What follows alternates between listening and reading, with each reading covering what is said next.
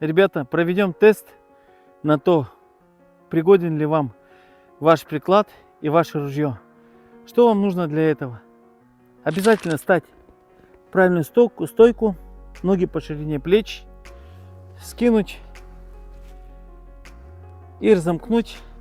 И обратите внимание на то, остались ли вы в своем естественном положении. Вот давайте я повторю. Скинулись, ружье разряжено. Смотрите, навожу на объектив. Глаза у меня находятся открыты в положении. И я, ребята, отпускаю сейчас ружье, размыкаю. И вы видите в том, что я расслаблен, и я остался в своем естественном положении. И если вы делаете что-то иное или что-то другое, как, например, скинулись и так, и вы видите потом себя на съемках, что у вас глаз находится ниже, и после этого вы сейчас опускаете ружье, и вы видите лошадиная поза, как я ее называю, или гусиная.